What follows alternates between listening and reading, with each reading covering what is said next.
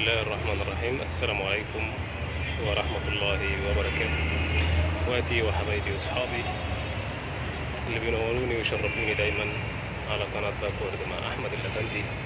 الحقيقة بس عندي النادي الاهلي داخل في صفقة مصطفى محمد.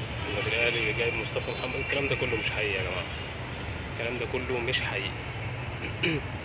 كان في الاول اتكلم معاه مرة واتنين فعلا، لكن المرة دي لا، دي اشاعات. النادي الاهلي الحمد لله، عفوا.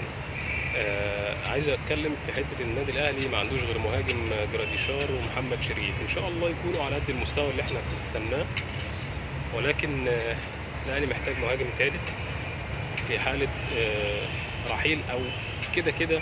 رحيل وسام ابو علي بقى خلاص حتمي، لان اللي عمله ده حتى لو يقعد بقرار كده ان هو مكمل العقد وخلاص. جاله عقد كبير ياخده ويمشي، ما جالوش يقعد وخلاص يعني زي مش يتجمد، بس يبقى موجود وخلاص.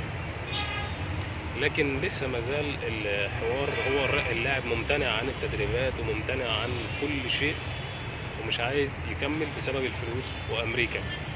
فانا بقى اقول كلمه، اذا كان ما عندوش انتماء لبلده وجنسيته الاصليه، وطبعا معروف هي ايه فمش عايزين نقولها، ولكن عايز يقعد في امريكا، هيبقى عنده انتماء للاهلي.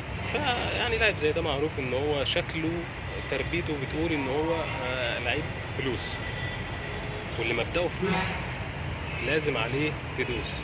هي كده مهما طال الزمن، فان شاء الله الاهلي يعدي الخطوه دي. والازمات، مفيش ازمات في اوضه اللبس، مفيش الكلام اللي بيتقال ده يا جماعه. ان شاء الله الاهلي يكون في حته كويسه الفتره اللي جايه، ومستواه يكون احسن حال، وان شاء الله في تقدم دايما.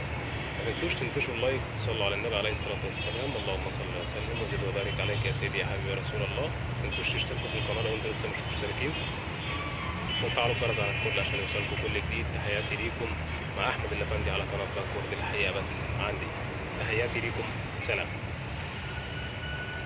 بسم الله الرحمن الرحيم. السلام عليكم ورحمه الله وبركاته. اخواتي وحبايبي واصحابي اللي بينوروني ويشرفوني دايما على قناة باكورد مع احمد الافندي. الحقيقة بس عندي النادي الاهلي داخل في صفقة مصطفى محمد. النادي الاهلي جايب مصطفى محمد. الكلام ده كله مش حقيقي يا جماعة، الكلام ده كله مش حقيقي. كان في الاول اتكلم معاه مرة واتنين فعلا، لكن المرة دي لا، دي اشاعات. النادي الاهلي الحمد لله، عفوا. عايز اتكلم في حته النادي الاهلي ما عندوش غير مهاجم جراديشار ومحمد شريف، ان شاء الله يكونوا على قد المستوى اللي احنا بنستناه، ولكن الاهلي محتاج مهاجم ثالث في حاله رحيل او كده كده. رحيل وسام ابو علي بقى خلاص حتمي، لان اللي عمله ده حتى لو يقعد بقرار كده ان هو مكمل العقد وخلاص. جاله عقد كبير ياخده ويمشي، ما جالوش يقعد وخلاص يعني زي مش يتجمد، بس يبقى موجود وخلاص. لكن لسه مازال الحوار، هو اللاعب ممتنع عن التدريبات وممتنع عن كل شيء ومش عايز يكمل بسبب الفلوس وامريكا. فانا بقى اقول كلمه، اذا كان ما عندوش انتماء لبلده وجنسيته الاصليه، وطبعا معروف هي ايه فمش عايزين نقولها، ولكن عايز يقعد في امريكا، هيبقى عنده انتماء للاهلي.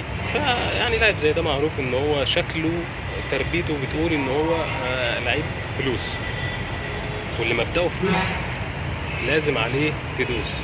هي كده مهما طال الزمن، فان شاء الله الاهلي يعدي الخطوه دي. والازمات، مفيش ازمات في اوضه اللبس، مفيش الكلام اللي بيتقال ده يا جماعه. ان شاء الله الاهلي يكون في حته كويسه الفتره اللي جايه، ومستواه يكون احسن حال، وان شاء الله في تقدم دايما. ما تنسوش تنتشروا اللايك وتصلوا على النبي عليه الصلاه والسلام. اللهم صل وسلم وزد وبارك عليك يا سيدي يا حبيبي يا رسول الله. ما تنسوش تشتركوا في القناه لو انتوا لسه مش مشتركين، وفعلوا الجرس على الكل عشان يوصلكم كل جديد. تحياتي ليكم مع احمد الافندي على قناه باكورد. الحقيقه بس عندي تحياتي ليكم، سلام.